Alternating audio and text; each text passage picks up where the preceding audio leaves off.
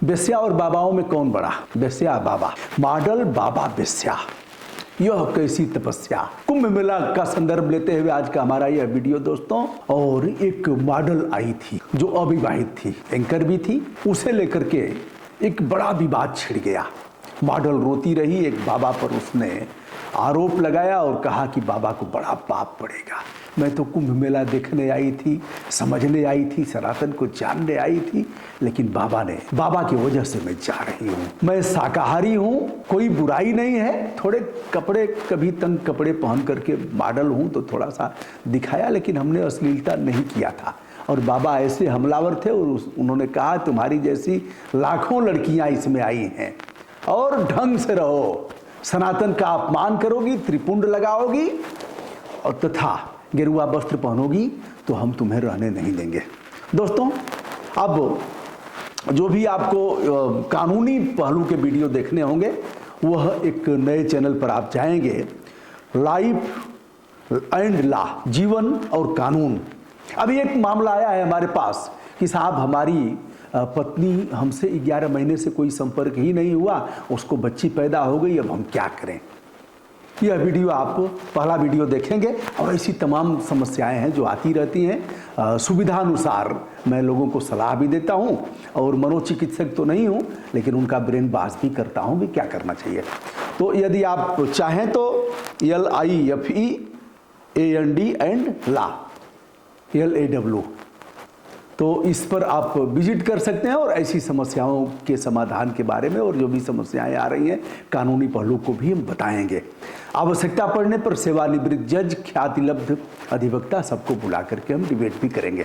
आइए, इन बाबाओं को सीखने की आवश्यकता है बेस्याओं से, गणिकाओं से, नृत्यांगनाओं से। आप सहमत होंगे तो बताइएगा। अब हम आपको ले चलते हैं, भगवान बुद्ध को एक बार एक वेश्या ने न्योता दिया, चर्चित वेश्या थी और वैशाली हम आपको ले चलते हैं, बिहार के वैशाली। वह वेश्या जिसका नाम था आम्रपाली ने निमंत्रण दिया। भगवान बुद्ध ने न्योता स्वीकार कर लिया। बाबा हमारे यहाँ भोजन हमारे हाथ का करेंगे। कहा बेटा क्यों नहीं करेंगे। अब हलचल मच गई पूरे वैशाली और उस इलाके में कि भगवान बुद्ध जिन्हें हम लोग भगवान मानते थे, अब इनकी मति भ्रष्ट हो गई है। अब बताइए वेश्या के यहाँ जाएंगे साहब, ये कौन सा साधना और मंत्र और जीने की कला हमको बताएंगे, यह कैसा अध्यात्म। शिष्यों ने सवाल किया कि गुरुदेव एक बार फिर से विचार करिए। भगवान बुद्ध ने कहा कि उसने जिस भाव से हमें बुलाया वह बिल्कुल पवित्र और निश्चल था। आज वह हमसे मिलने नृत्यांगना और वेश्या बनकर के नहीं आई थी, बल्कि अपार श्रद्धा और उत्कट प्रेम छलक रहा था उसके भाव से। मैं उसे कैसे अस्वीकार कर सकता हूं, चाहे वेश्या हो या फिर सन्यासी, हमारे लिए दोनों बराबर हैं। अगले दिन निमंत्रण पर पहुंचना था। उस आम्रपाली ने खूब बढ़िया से भोजन बनाया और भोजन बनाने के बाद देख रही थी राह, क्या पता बाबा आए न आए। एक वेश्या के यहाँ कैसे आएंगे, उनका भी जीवन है, लोग क्या कहेंगे। कह तो दिया लेकिन आएंगे नहीं। नियत समय से बुद्ध पहुंच जाते हैं। हम बुद्ध के शिष्य आनंद के बारे में भी बताएंगे, जिन्होंने एक वेश्या के घर में पूरी बरसात बिताया था। सबसे सुंदर वेश्या। क्या आनंद पथ भ्रष्ट हुए? क्या वेश्या के साथ सांसारिक संसर्ग हुआ उनका, या फिर कुछ और? फिलहाल भगवान बुद्ध पहुंच जाते हैं आम्रपाली के घर। उन्होंने चरण धुले, भोजन परसा। भगवान बुद्ध ने खूब अच्छे ढंग से उसे ग्रहण किया। फिर वहां से आए, चारों तरफ हाहाकार मच गया। लेकिन कुछ दिन बाद आम्रपाली ने समस्त जायदाद, जो भी जमीन जायदाद और कमाया हुआ धन था, वह सब भगवान बुद्ध के चरणों में अर्पित करके और उनकी शिष्या बन जाती है। आइए, भगवान बुद्ध के सबसे चर्चित शिष्य आनंद पर जाते हैं। आनंद, भगवान बुद्ध ने कहा था किसी के घर 2 दिन से अधिक नहीं रुकना है, क्योंकि अधिक रुकने पर उसके ऊपर आर्थिक बोझ पहुंचेगा और वह जिस तरह से सेवा करनी चाहिए नहीं कर पाएगा। हाँ, उन्होंने कहा कि यदि ठंड का मौसम है, बरसात हो रही हो, तो इसे बढ़ाया जा सकता है। आनंद भिक्षुक जाते हैं एक बेस्या के घर, सबके घर मांगना है तो एक बेस्या का घर आ गया। उन्होंने कहा कि भिक्षाम देही, भिक्षाम देही। भीतर से बेस्या आती है और देखती है इतना खूबसूरत शिष्य है और क्या खूबसूरत भगवान ने खुदा भी आसमां से जब जमी पे देखता होगा, मेरे महबूब को किसने बनाया सोचता होगा।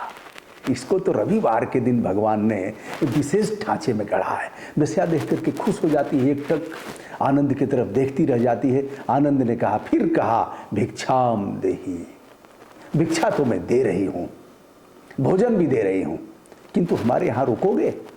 रुक जाओ ना, 2 दिन के लिए रुक जाओ। आनंद ने कहा, रुक तो जाऊंगा, किंतु भगवान बुद्ध से पूछना पड़ेगा। कहा ठीक है, ताने मारते हुए कहा, देखो पूछ के देख लो।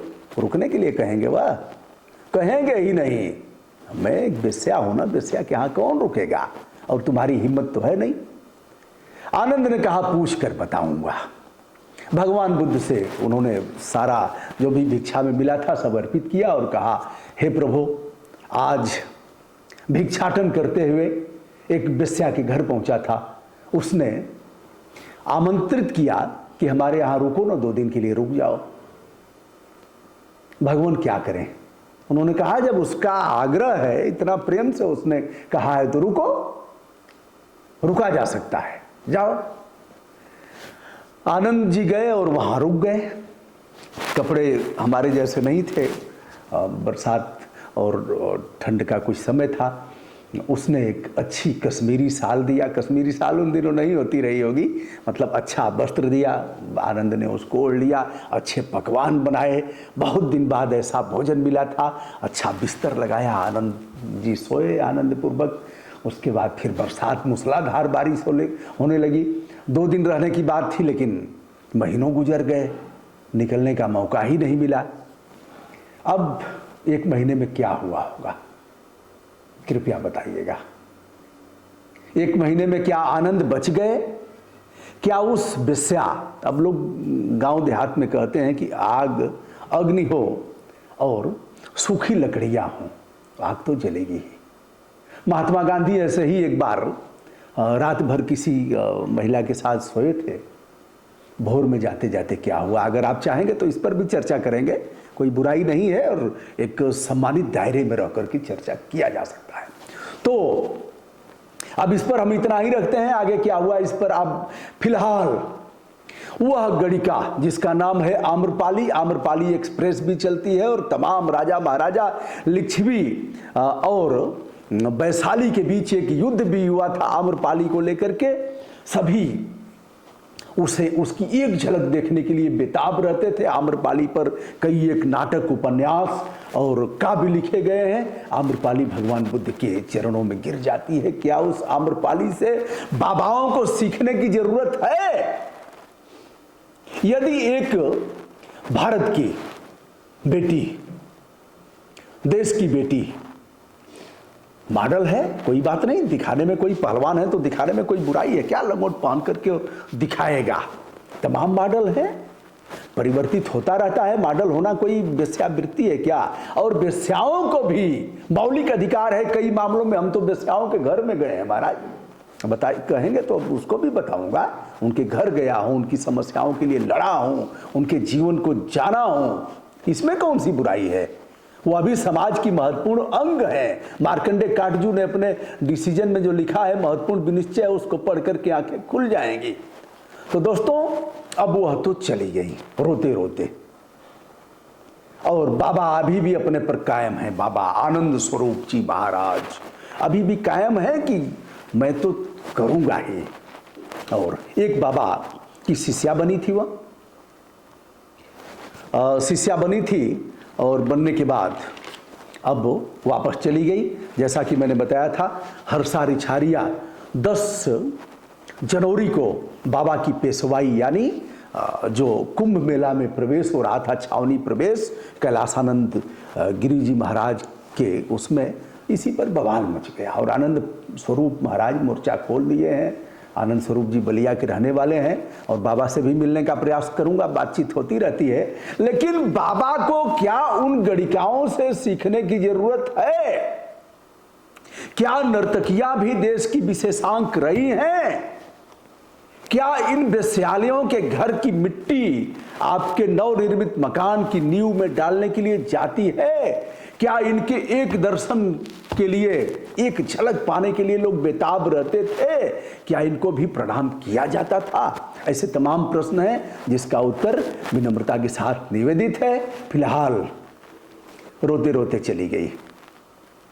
जाते जाते तो बता जा, हम जिएंगे किसके लिए। अब तमाम यूट्यूबर हैं, अब उनका एक गीत है, किस फिल्म का है बताइएगा। दिल के टुकड़े टुकड़े करके रोते रोते चल दिए, मुस्कुराते नहीं, दिल के टुकड़े टुकड़े करके रोते रोते चल दिए। अरे वो मॉडल, जाते जाते तो बता जा, हम जिएंगे किसके लिए।